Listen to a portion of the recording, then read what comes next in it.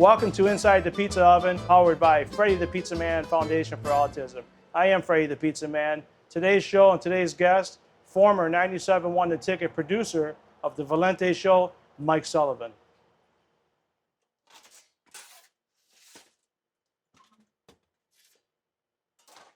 This segment is brought to you by Les Stanford Cadillac Chevrolet in Dearborn, Michigan. Please visit lesstanford.com. Hey everyone, welcome to Inside the Pizza Oven. I am your host, Fredi the Pizza Man. Today's show, formerly of 97 Won the Ticket, producer for Mike Valente, Mike Sullivan. Fredi. What's up, buddy? Thanks for having me, man. Good. It's good to be here. The pizza's delicious. I just scarfed down a bunch of it. It was good. Thank you for flying in on your jet. I know Yeah, you the came from a long helicopter way. pad up there, right? Yeah. Absolutely. Now listen, I would never imagine, I mean, I did reach out to you about having you on the show, but I never thought it would be saying formerly Yeah. of 97 I Won know, the right? Ticket. So we're going to talk about that later in the show because that's a big move. Yep. You're leaving the #1 show in the state, top 3 in the country. So pretty big. Absolutely it is. I'm excited about it, though. You know, Good. It's bittersweet, but I'm really excited about what Well, what's you know, going on. I will say it's always good to leave on your own terms. Sure, It absolutely. doesn't matter what you do, you go on your own terms. I've heard that from a lot of people, too, definitely. You want to leave on good terms and leave on your own terms, and that's what's happened. Especially this in your whole thing. business. Yeah, Especially no doubt. in your business. Don't burn bridges. So now, obviously, you know, listening to the show, you play quarterback, Yep. high school quarterback. And apparently you were going to go to Western Michigan, I think? Yeah, so I played 1 year of college football too at a Division II school in Oh, Indiana. St. really? Joseph's College it was called, and the guy who recruited me his name's Mike LaFleur, Yeah. brother of Matt LaFleur, Matt LaFleur's the coach of the Packers, head coach, but Mike LaFleur is the offensive coordinator for the 49ers right Yeah. now. So that's been awesome. When he recruited me, he was 24 years old, and now he was super young, and now he's gone on to be, you know, one of the best young coaches in the NFL. He's going to get a big time job one day. Oh, So absolutely. that was cool. But no, yeah, quarterback in high school, 1 year of college. Then once I realized I wasn't going to the NFL, I had to do something with my life. So I went to radio. Which high school? Our Lady of the Lakes in Waterford. Okay, so you played at Ford Field. Did you play in any of the... I played at Ford Field for some certain Catholic League events that we made and whatnot. Never played in a state title game, unfortunately. But You have any touchdown passes at Ford Field? yes, I had a touchdown pass. I also had a trick play one time where I caught a pass out of the backfield and took it for like 60 yards. It was sweet. Yeah. Back in the day, reliving my glory days. Well, yeah, there you go. So what made you? Oh, you just said, you know, quarterback wasn't your future. What Yep. made you get into talk radio? Yeah, so when I was down in Indiana, I really just started, you know, I've always loved sports and started to get into radio. I was thinking, do I want to do music? Do I want to do, you know, sports? I was leaning towards music at first. And I remember I visited with Mojo in the morning and I talked to them and they were great. And I just kind of started doing some music, DJing on the radio.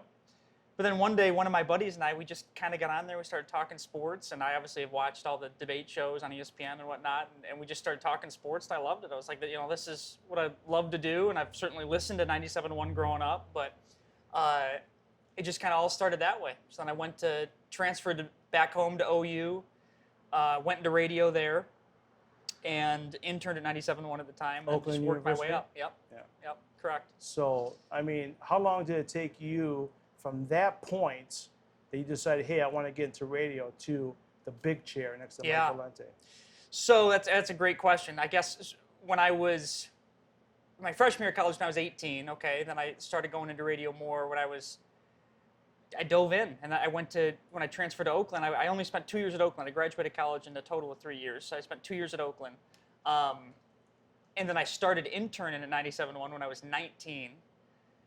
Finished college, got hired at 97.1 right before I was 21, a couple weeks before my 21st birthday. And then later in my 21st year, I got promoted to Valenti and Foster. So since I was, 21, the later part of my 21st year, I guess you'd call it. But since I was 21, I've been working on their show, and now I'm 27. 6 years. Yeah. And we heard the story. If you listen to 97.1 enough, we've heard the story about Doug Karsch. You working with Doug Karsch. Yeah. He told you to, hey, Yeah. you told the story, it was great. I mean, if you want Yeah, so whenever someone new comes into the station, an intern, whenever you're an intern, I about peed my pants when I heard it's that. great. Too. No, and Doug's a great guy, Yeah. and he doesn't say this to be a jerk. Yeah. He just says it because it honestly needs to be said. But he'll sit down the intern and say, look, you know what? Speak when spoken to. Just work hard. You're better seen and not heard. You're not going to be on air right away. You're not going to go cover games right away. Be seen and not heard. Work hard, and just be cool, basically. Yeah. And it's nicknamed the STFU speech, Yeah. but it's necessary because honestly, a lot of guys over the years, and there's been a lot of great people that I've worked with, but a lot of guys over the years do come in hot, where they come in and they're just trying to host their own talk show with everyone. Yeah. You know what I mean? And you kind of just got to work your way up first. That's what Doug's always done with that speech. It's like, I think it's anything, any kind of business. You got to work your way to. You can't just jump in. You got to work your way to get to that point. Absolutely, you know that better than anyone with Yeah. with what you've built. My God, 39 years, but in the great. pizza business. 39 that's awesome. years. Yeah. So, I mean, the big question, obviously, you're gonna have a career change, and we're gonna Yes. talk about that. But the big question, working with one of the best hosts, not just in the States, one of the best hosts in the country, and I can say that as a fan.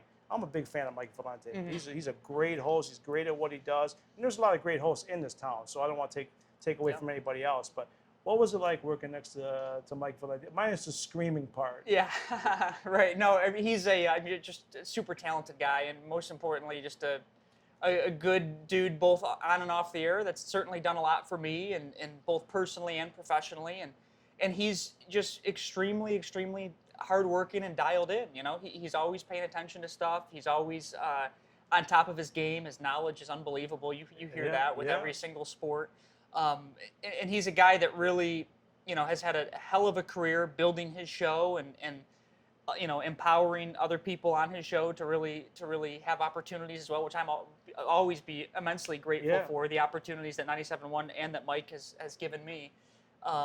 But no, he really is just one of the best, and some of the topics and some of the angles that he just comes up with, it's just crazy to see over the years. I think that's why he gets a lot of his criticism, is because he's such on top of his game. Mm-hmm. He really knows his stuff. And I think it pisses people off, because how could you know that much? How could and I think for some people it bugs them. But hey, he's doing his thing, just like you're doing your thing. Yep. When you're on top, you have to be.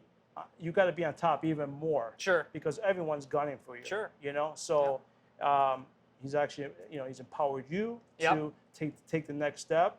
Now, you started a golf page, well, I guess a Facebook golf page. Right there. MDG. You go. Yeah. What's MDG? Metro Detroit Golfers. Yeah. Yep. Metro Detroit Golfers. So, and honestly, Fredi, I mean, that is it's 1A and 1B. This is one of the big things that I'm really diving into, and it's just taken off. I've always thought that, look,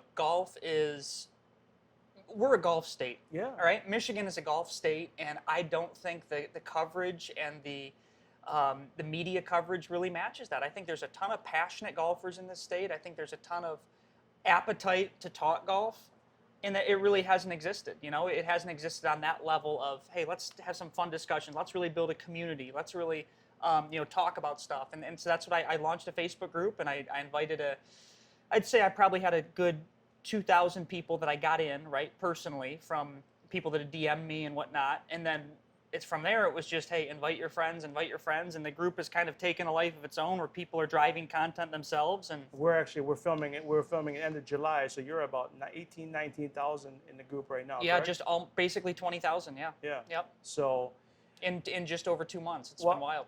From listening to you, I know football is your one of your favorite Absolutely. sports. I can tell you, for me personally, and I've watched a lot of sports. Okay, I watch the Golf Channel more than I watch NFL, baseball. I don't even know where the Hockey Channel is. Yeah, I know. I couldn't tell you where MLB Channel is. Yeah. I could tell you where the NFL Network is. Yeah. Basketball, I don't turn it on. I watch I watch LPGA. I watch the Champions Tour, which I don't think they're playing right now, and I watch all the golf as much as possible. I'm on the Golf Channel a lot more. No, and Fredi, me too. And I think that's the thing too with this golf community. There's just such again, I use the word, there's such an appetite for people to really talk golf in this state. People want to talk about local courses. They want to talk about fun discussions they have with their friends. They want to get advice on there. There's been people that meet people on there and go out and play together, you know? There's so many different things that this group has been good for, and it's been a positive thing, I think, amidst all that's going on in this world, for people just to connect, to talk golf, and again, it's one of those situations where we're a golf state, and I think that it's just going to continue to grow with how many people love golf. So yeah, Metro Detroit golfers, you know, check it out. Do you realize you have an eclectic group there when you found? I don't know how you keep up with all those posts. It's crazy. Yeah, it's wild. I know you have to censor some of the stuff that people we do. say. I think a lot of people have respected your rules. Most. Most have respected your rules. Just talk about golf. Just talk about your game. You know, some things you like, some things you don't like. You know, you're a part of it. I know you love it. The other day, I posted that young girl took that swing, and it got a lot of buzz. That's a good thing, you know. That's the most remarkable thing, and I've had a lot of people say this too. It's sure when you say, hey, there's 20,000 members, right? That's great, and I hope it's this time next year we're projected to be 60,000. Yeah. And that's awesome. But what's almost more impressive is the engagement level of it. One person posts a question, and you look at it an hour later, and there's 87 comments. Yeah. You know, and you look at a couple hours later, there's 133 comments. You know what I mean? Yeah. People are really just engaged with talking and passionate about it. They're so passionate about it, and that's great. And you're right. Most people have been following the rules. Most people have been nice, fun, positive. Of course, when you have 20,000 people, there's always going to be some bad apples you have to weed out. Yeah. But overall, Fredi, it's been, even for my expectations, it's really just even exceeded that so far. It's just been, we got a lot of stuff in the works too that we're working on. It's just unbelievable. Well, you tell me whatever you can tell me. A part of that page, you have a separate page where they can buy and sell stuff. Yep. That's Metro Detroit golfers. Buy, sell, trade. Yep. So that's the sub page. We're thinking about doing a separate sub page for specific to outings. You know, so we want to kind of separate it where, in the group, we don't want too much buy, sell, hey, click my website and buy this. We really don't want a ton of that in there. So the buy, sell page is a way for people to, if you want to sell clubs, buy clubs, sell golf equipment, that's what that's for. So what's the future of the page? What do you project that you? I mean, obviously you left #1 show. Yep. So you got to make a living. Mm-hmm. How much can you tell us? Yeah, I'll tell you this too. So let me backtrack before I answer that. The main thing that I'm gonna be doing is that myself, along with Kyle Bogey, who you know, have launched a marketing company. So we have really been building this up, and it's amazing how many companies, especially with COVID, realize the importance of digital marketing. Right? You got to be on someone's phone. You got to be online presence. Your business has to be on there, especially right now. So that's the 1A, right? That's been taken off. That's just, we have so much, been so busy with that, whether, we work with several financial companies, mortgage companies. We work with a ton of golf courses now who need help with social media. We work with some restaurants. We work with a bunch of different businesses, small local businesses, and really, really excited to build that. We have office space in downtown Royal Oak. We just finalized. We have a ton of stuff there.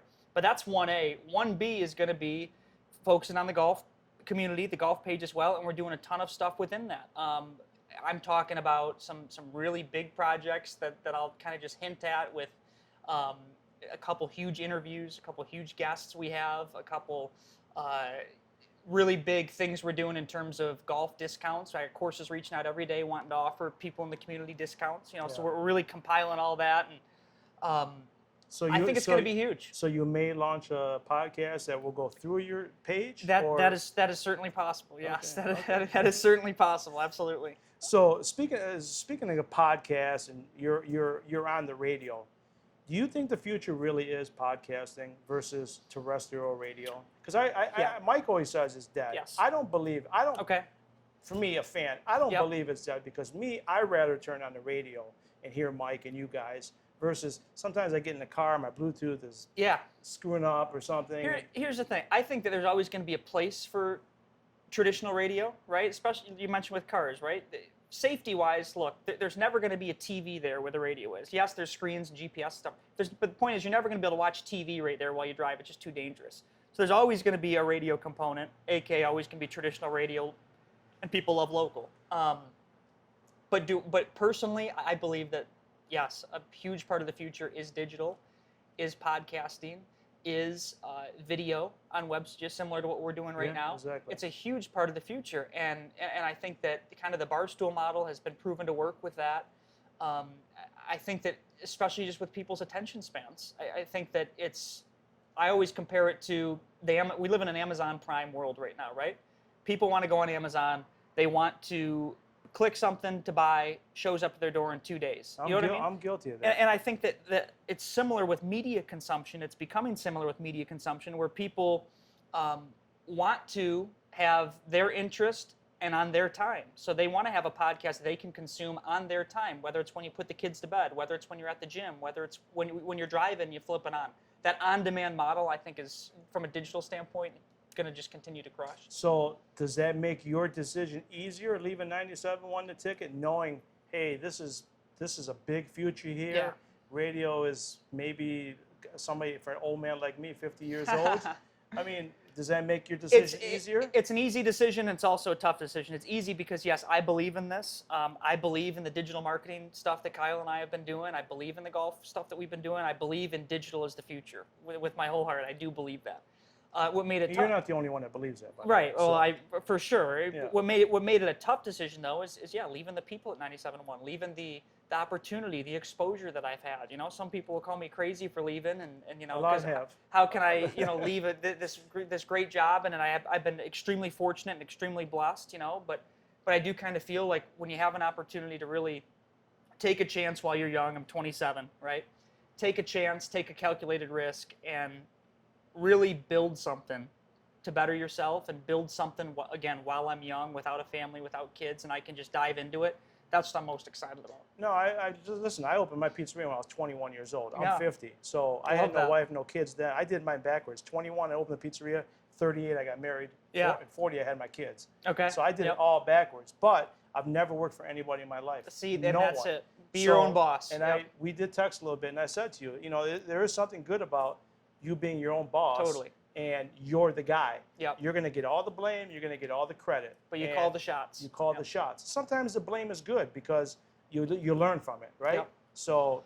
And what Kyle Bogey and I, and he's, you know, we're partners. You know, we're partners on the digital media company. We're partners on the MDG, the golf community. We got a lot of projects within that. But and he's been incredible too. He's really pumped just to dive into this. You know, and we're excited to really just again jump in, call our own shots, and really try and build something with what we believe is not only the future, but it's already here with all the digital world that we live in.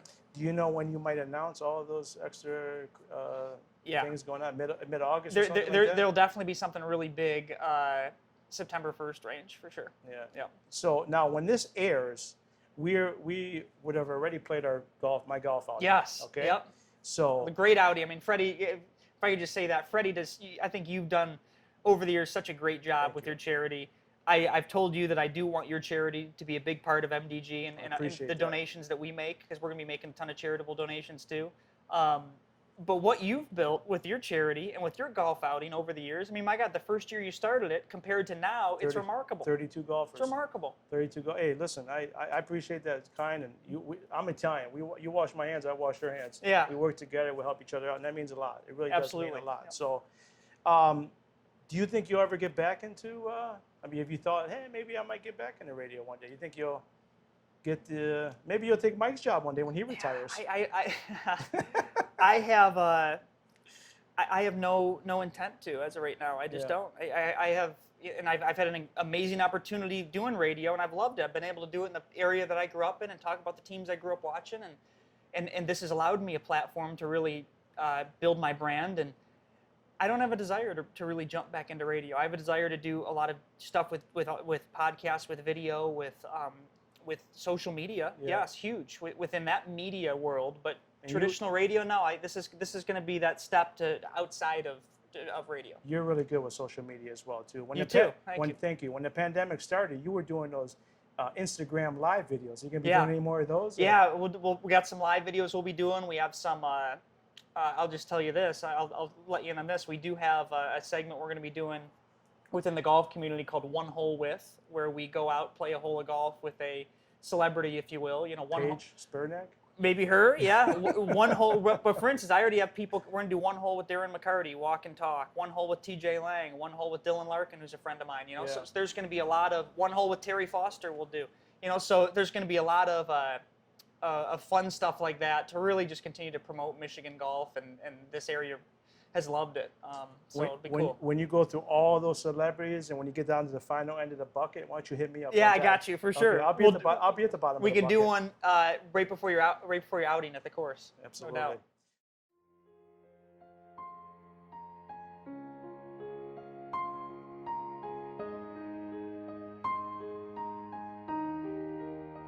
If you or your family is touched by autism, learn more about Freddie's Foundation at #PopTheTap at FreddyThePizzaMan.com. That's FREDI, thepizzaman.com, or email FreddyThePizzaman@gmail.com.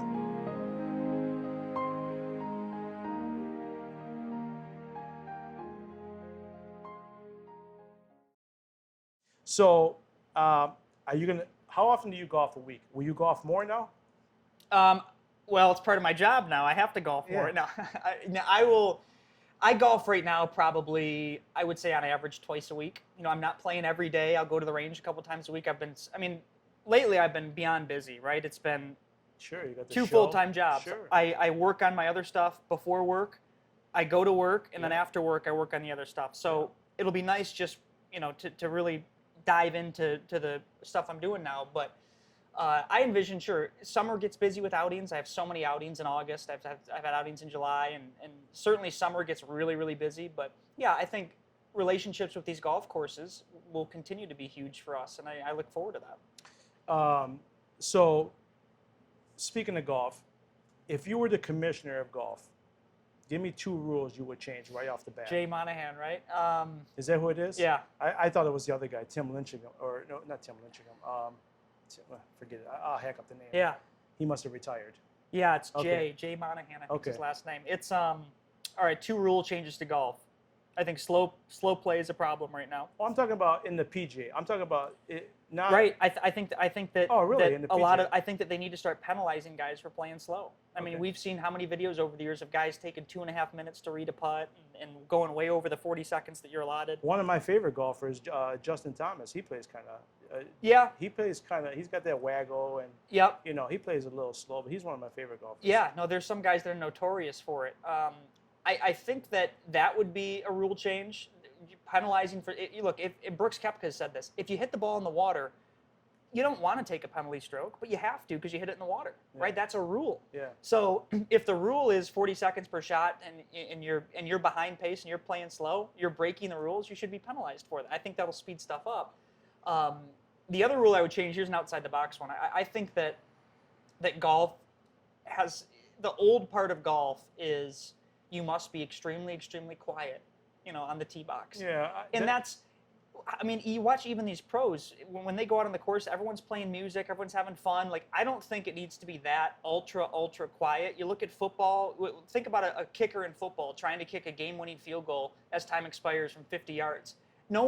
Everyone's screaming at them. Even when they're shooting free throws, they got those sticks. Right. Yeah. And that's just as simple as can be right there, you know, or kicking a football. Golf, you have it teed up for you, yet everyone has to be extremely quiet. I'd like to see something like that change a little bit in terms of the perspective. Because I think golf has to continue to get younger. And I don't think golf is just some old sport. I think there's certain qualities of golf that are kind of old, but there's a ton of young people, a ton of my friends, a ton of people in the community, a ton of young people who love golf, and I think that needs to continue. Well, you kind of led into my next question perfectly. Yeah. Golf getting younger. Again, I'm 50, you're 27. Yeah. And I'll give you 2 great examples. Please. Last year when Tiger Woods won the Masters, and this year John Rahm and who was the kid he was just facing? It was when he won the 2 weeks ago. It wasn't Morikawa or no, but it doesn't It was matter. Morikawa. Golfer B. Okay, so I'm gonna start with John Rahm. John Rahm hits the chip, which we don't. Yeah. Apparently, it moved. Right. But he hit the chip, made the chip, and the guy, golfer B, was eyeing his putt, and they high-fived each other after that. And That's I right. instantly went on your group, And I said, Oh, yeah. and I just shut off the notifications because I didn't want to deal with it. I had to put the kids to bed. People are like, you're an old man, blah, blah, blah, blah, but, you know. But I thought that would not happen back in the day. Meaning Arnold Palmer, Jack Nicklaus, they were fighting for their lives. They were fighting to put food on the table. They were making $2,000 to win a tournament. To win the Masters, they were making $5,000. They would never high-five each other. Today, you see that a lot in golf. What do you think about that? Yeah, I think that's an interesting. I think it's like the bad boys too, right? With the handshake after the losing to Jordan. I think that was a rarity because it was down the stretch of the tournament. He chipped it in. It was great. He needed to at that time. That was, I think, a little excessive. I think the only time it's cool in golf, if you high five, if you get a hole in one, everyone high fives. That's cool. But I get your point. I don't necessarily disagree with you that, you know, why are you really high-fiving in the middle of the round? Yeah, you're trying to beat this guy. I don't disagree. That's kind of like, hey, you know what, you're competing. Maybe say something afterwards. But yeah, and my biggest example was last year when Tiger Woods won the Masters. This guy hasn't won a major in a long time. I'm a big Tiger fan. Me too. I was watching him. You might have been a little too young when he won 4 in a row. And he was just winning all the time. He was killing everybody. Yep. And this guy comes and wins the Masters last year. And then he comes off the course to sign his card, and all the golfers are sitting there waiting for him to congratulate him. I thought that was cool. You didn't? I didn't. I took to Twitter. I'm like, what? You guys, this guy's just a 45-year-old guy just beat you guys, took your dinner off your table, and embarrassed you, and you guys are sitting there high-fiving him. It's a good debate. I love seeing that after, like, all those guys, JT, Jordan Spieth, Brooks, all those guys grew up watching Tigers. I thought that was cool. But I understand the mindset of it. But you understand, though, Justin Thomas, he doesn't win. He's already got $10 million in the bank because of shoe endorsements. Yeah, right. So I see why they don't care, but that kind of bugs me because if you're taking food off my table, I'm gonna grab you. I'll tease this too. I'm glad you said that. This is something that we're definitely going to be talking about in terms of new school versus old school. I'll just let you in on this. We just got confirmation last week, just a matter of days ago, that we're going to be having a very, very big guest on our first golf project that we're going to be launching in September. Female 1st. or male? It is a male golfer, and he is, I'll just tell you who it is, one of the best to ever play. It's Tom Watson. All right. Oh. So we have a video interview. I stood next to him right there. Did you? Down the road. At, when they Oh, played yeah. At TPC? Yeah. Okay. Yeah. So we have a video interview we're doing with Tom Watson, and I cannot wait to talk about this stuff with him. A lot of people don't know that Tom grew up as a kid in northern Michigan, and that doesn't get talked about a lot. So I think people love hearing Tom talk about Michigan golf. But Tom Watson's going to be our first guest, and we can't wait for it. Oh, great. Yeah. Will they be able to find it on At Metro Detroit Golfers? Yep. Facebook, Instagram. We have a website coming and everything. iTunes? So, Good. yep. Good. All right. Well, last question for me, and to backtrack. You were talking about the noise and everything. By the way, Big Dan's going to have his woofer. Yeah, and his, I know. He'll A have huge his, speaker, He'll right? have his big speaker there. So Is he in our group? He's 1C or 1D or whatever. cool. So I don't mind the noise. Yeah. Listen, I only smoke unless I have a cigar in my mouth. Yep. I take every shot with a cigar in my mouth. Right. That's just me. The noise, if I'm putting, I don't care. Unless you No. come and scream in my ear, call me an It was a-hole. in your backswing or Yeah. something, right? That doesn't bother me. So Yep. I'm with you on that. All right, so last question for me. Besides Tiger Woods, who's your favorite golfer? Yeah, I love Tiger growing up, just legend. Do you remember him in 2000? Of course. I grew up caddying at Warwick Hills. I got to work the Buick Open every year. I got need to a be siren. around him. We have a siren here? Yeah, one just went by. Brooks Koepka. I love Brooks. I think that he is such a, he's such a competitor where he really just gets up for majors. He wants to win majors. He doesn't really care about the other tournaments, but he's just a total competitor in the majors. He's just a cool, normal dude that does see issues with golf and slow play and stuff like that. Love Brooks. I'd say him. Do you think Ricky Fowler will win a major before the Tiger? Hold on. Before the Lions win the Super Bowl? Oh, well then, yes. If you're going to phrase it that way. I don't know how Ricky hasn't won one. There's something, I don't know if it's a clutch gene or what. Ricky's got to win one. I don't think he can putt. I don't think he's a clutch putter. And I posted that on your group, MDG, and I got a lot of hate on that. I don't think he's a clutch putter. Yeah. No, he's good in regular tournaments he can, but in the majors he just cannot find a way to finish and close at all. Well, I didn't get to my last question because I got to ask you one more. Yeah. DeChambeau. I personally don't think. I think he's going to fade out. Yeah. I think the majors are going to eat him up. I think he was on track to project and do well, and then all of a sudden he protein and shaked himself to, Yep. I don't know, you know? I think Bryson is good for golf. I think that having a polarizing figure like that is good. I don't know how sustainable long-term his swing is with how he swings. It's just crazy with that huge torque. But I wonder the shelf life. I think he'll kill it for a few years for sure, but I think there will be some injuries or just with how he's playing. He'll kill it in the smaller tournaments, Rocket and stuff like that. But majors, I wonder. I would bet that he will win a major, but I think that his shelf life is not going to be another 15 years of being on top. All right, well, I tease it. And now the last question, now that I know Brooks Koepka is your favorite golfer. If you had a chance to go to, let's say, what's your favorite tournament, Masters? Yeah. All right, if you had a chance to go to the Masters on a Sunday, Tiger Woods versus Brooks Koepka, they're tied and they're in the lead, tied for the lead, or you got a chance to see the Lions and the Bills and your boy, Josh Allen in the Super Bowl, which would you pick? Lions Super Bowl. Yeah. Football's my favorite sport. Golf's my second. But really, but the Lions, that's just growing up watching them. That's hometown. That's local Detroit. As much as I love Brooks and Tiger Woods, and bucket list to go to the Masters. I mean, I got to see the Lions win a Super Bowl before I die. I have to. You could watch them both on TV. You know that. Yeah, I would. I've said this to my friends so many times. If the Lions ever make, I'm sure tons of people in Detroit have. If the Lions ever make a Super Bowl, I'm going. Period. I don't care how much it costs. I'm going. Have you ever followed Tiger in the crowd? I went to the one in 2004, the Ryder Cup. Yep. It was unbelievable. I mean, Michael Jordan was 5 feet away from me. I don't get an all by anybody. Yeah. I was an all. It's crazy. Big cigar in the yap. Growing up, caddying at Orwick Hills and working the Buick Open, I got to see Tiger quite a bit. He played it every year because Buick was a huge sponsor. So that was awesome as a kid. That was when he was just on top of the world too. Yeah. So now I got a question for you. Yeah. Pizza. This is some of the best pizza I've ever had. Thank Fantastic. You, buddy. Thank New York you. slice. That's true New York style too. I was going to say, what is the true New York style? Because you see Dave Portnoy in the pizza reviews, and it's always just a cheese pizza. Is a cheese slice the most traditional, or is it pepperoni? Is it? Yeah, people from New York, New Jersey, they'll tell you they just like the cheese. Okay. You know, so, but normally it is either just the pepperoni or just the cheese. So yeah, New York and New Jersey, you get those, I call them snobs from New York, New Jersey. Yeah. They, and I say it in a good way, they like just the cheese pizza. But true New York style, you got to proof that the process of the dough, you can't just make dough, stick it on the table. It's got to be a process. Yeah. So it's got to be refrigerated, it's got to be proofed, and then you cook it on a stone. Ain't nothing like it, man. I got to try some of the goulash you have too. That's world famous. Oh, absolutely. So you would prefer New York over Detroit pizza?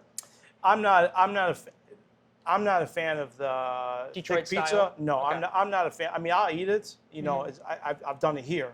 I'm not a fan of it. Yeah, you know? traditional New York slice. Yeah, and I'll tell you a funny story. I've been making pizza 39 years. Yeah. You never see me.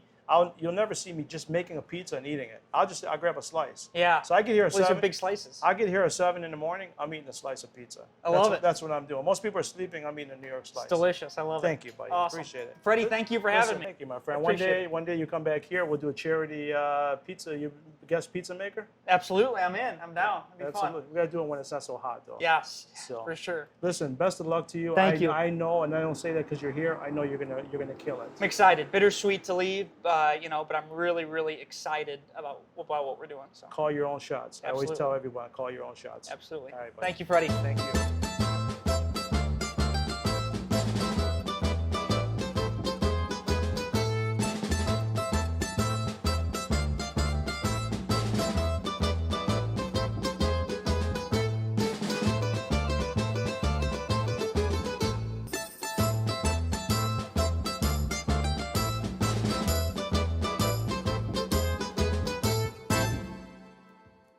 Les Stanford Chevrolet Cadillac is a family-owned and operated full-line Chevrolet Cadillac dealership located in downtown Dearborn, Michigan. For the past 50 years, Les Stanford has been dedicated to excellent customer service in sales, service, and auto body repair. We have all the resources available to make a fantastic car buying and servicing experience. This includes a massive selection of Chevrolet, Cadillac, and certified pre-owned inventory to choose from, free loaner vehicles for service and collision center customers, and a finance source for every type of credit situation. Come experience the Les Stanford Chevrolet Cadillac difference today by visiting our showrooms in Dearborn, Michigan, or shop online at lesstanford.com.